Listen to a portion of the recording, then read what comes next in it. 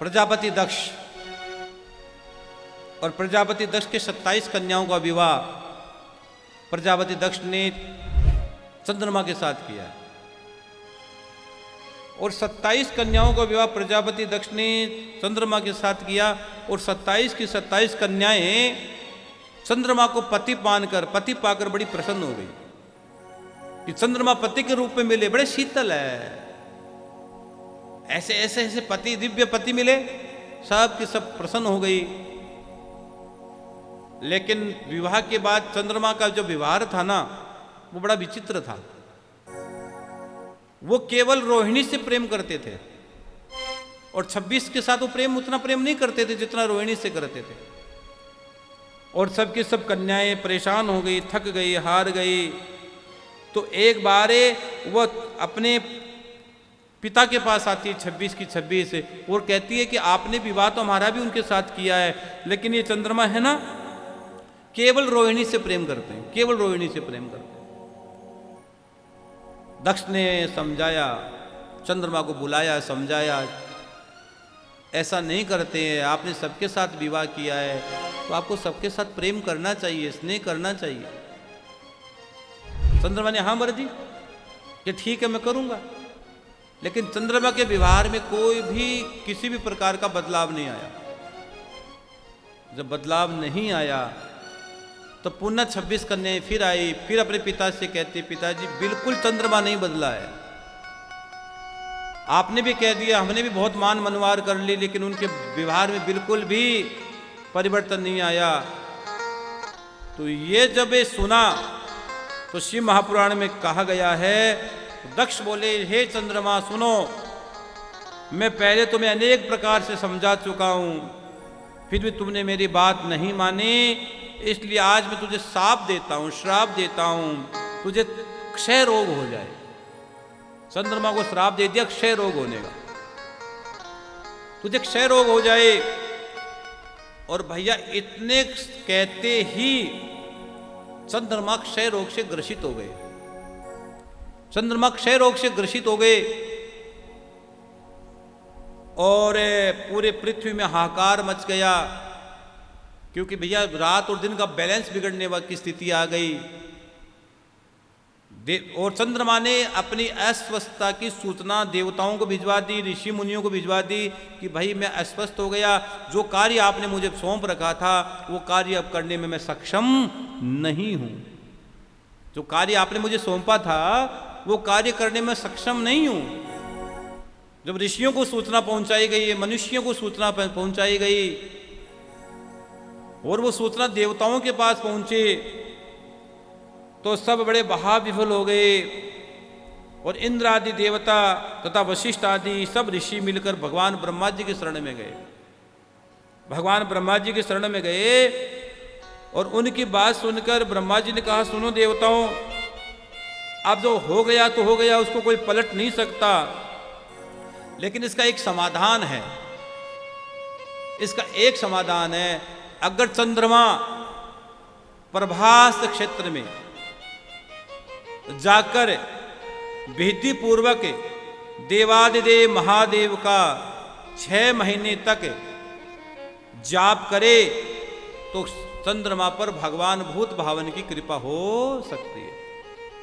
अगर चंद्रमा वह अनुष्ठान करे, तपस्या करे, भजन करे तो महादेव प्रसन्न हो जाएंगे और महादेव अगर प्रसन्न हो गए तो चंद्रमा का ये रोग भी चला जाएगा। क्यों? महादेव महामृत्युंजय देवता है, महादेव महामृत्युंजय देवता है, रोगों का शमन करने वाले देवता है। और चंद्रमा के पास जब ये सूचना पहुंची, चंद्रमा से कहा गया कि चंद्रमा तुम महादेव का तप करो प्रभास क्षेत्र में जाकर, हाँ वहां जाकर भगवान का भजन करो। तो चंद्रमा ने वहां जाकर तप करना प्रारंभ कर दिया। और शिव महापुराण में लिखा है, ब्रह्मा जी की आज्ञा के अनुसार चंद्रमा ने वहां 6 महीने निरंतर तप किया, 6 महीने तक, और महामृत्युंजय का जाप किया है।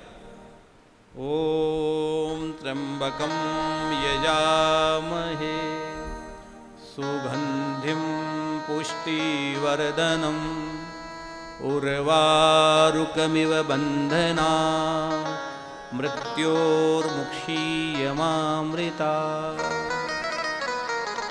महामृत्युंजय का जाप किया। अगर आपके भी कोई रोग हो जाए, घर में कोई रोग परेशान हो जाओ, बीमारी घर में आ जाए, तो महामृत्युंजय का जाप जरूर करवा लेना। डॉक्टरों के पास पैसा जा रहा है हम नहीं जानते, लेकिन इतनी बात हम जरूर कह सकते हैं, महामृत्युंजय जाप करवाने से रोगी को बहुत फायदा होता है, बहुत फायदा होता है।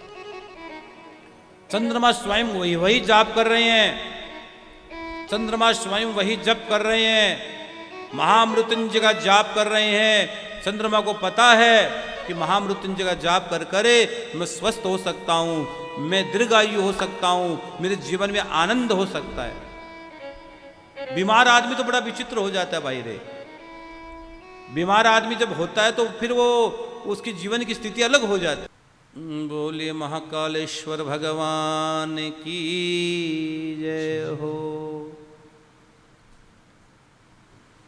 चंद्रमा ने शिव महापुराण में लिखा है 6 महीने तक तप किया, 6 महीने तक भजन किया, एक आसन पर बैठकर एकाग्र होकर। जब आप जाप करो, जाप के भी विधान है भैया, अनुष्ठान के भी बहुत सारे विधान है, न्यास है, करन्यास, संन्यास है। उसको करते हुए आपको ध्यान करना चाहिए, अनुष्ठान करना चाहिए, जाप करना चाहिए।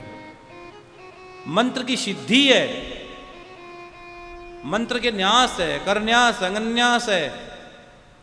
और उस भाव से अगर मंत्र को जपोगे तो मंत्र जल्दी साधन, उस साध्य को पाने का साधन बन जाएगा। मंत्र जपने के बहुत सारे नियम है, नियम कायदे कानून है उसमें भी। और एकदम प्रसन्न मन से भाव से जपा करो आप, प्रसन्न भाव से।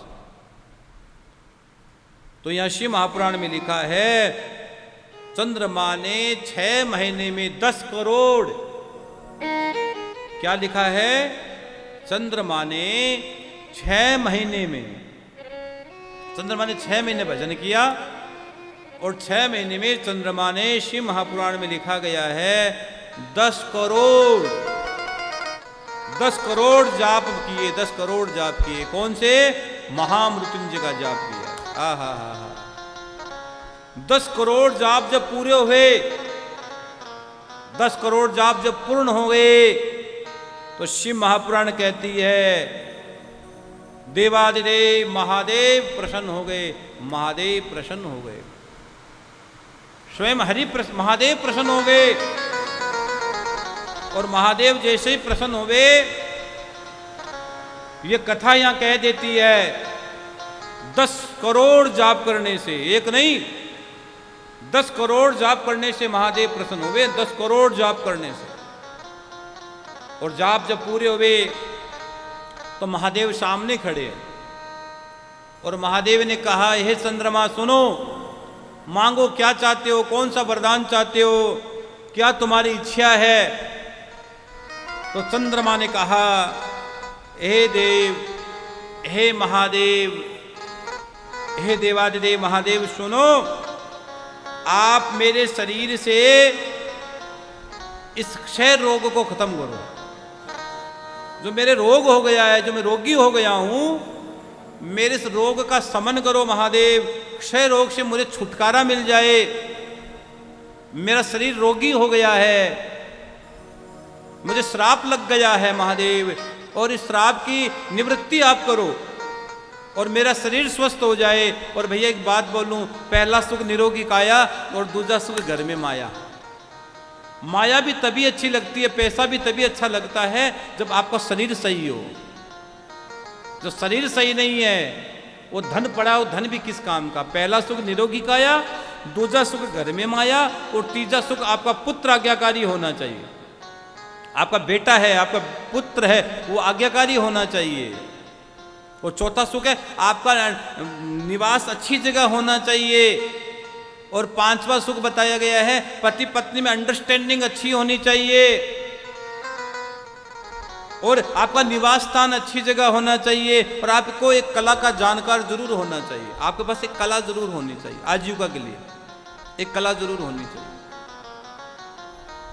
तो 6 महीने तप करने के बाद महादेव जब प्रसन्न हो गए तो महादेव ने कहा, शिव जी ने कहा, हे चंद्रदेव, एक पक्ष में प्रतिदिन तुम्हारी कला क्षीण होगी और एक पक्ष में तुम्हारी कला बढ़ती चली जाएगी, बढ़ती चली जाएगी। और सुनो, तुमने इस क्षेत्र में मेरा तप किया, मेरा भजन किया है, इसलिए आज से तुम सोमेश्वर कहलाओगे। आज से भगवान शंकर ने उन्हीं के नाम पर वहां सोमेश्वर कहलाए हैं। जो सोम मतलब सोमनाथ, और आज से मैं स्वयं यहीं स्थित हो जाता हूं, मेरा नाम होगा सोमनाथ। सोम कहते चंद्रमा को, जो चंद्रमा का नाथ है वही सोमनाथ है, क्योंकि तुमने भक्ति की है, तुमने तप किया है और तप के प्रवास में प्रसन्न हो गया हूं, तो मैं स्वयं यहां सोमनाथ के रूप में विराजमान हो जाऊंगा। लेकिन तूने तप किया इसलिए नाम पहले तेरा आगे लगेगा, सोम। हे सोम, हे चंद्रमा ने तप किया इसलिए तेरा नाम, मेरा नाम होगा सोमनाथ। और जो भी सोमनाथ का पूजन करने से उपासना के क्षय तथा कोढ़ आदि रोगों का नाश कर देते, जो देव महादेव यहाँ आकर पूजा करते हैं, इस चंद्र कुंड पर आकर जो स्नान करते हैं, उनके सभी पापों से जीवात्मा की मुक्ति हो जाती है। क्षय आदि जो असाध्य रोग होते हैं वे इस कुंड में 6 मास तक स्नान करने मात्र से नष्ट हो जाते हैं। इसमें कोई प्रकार का संशय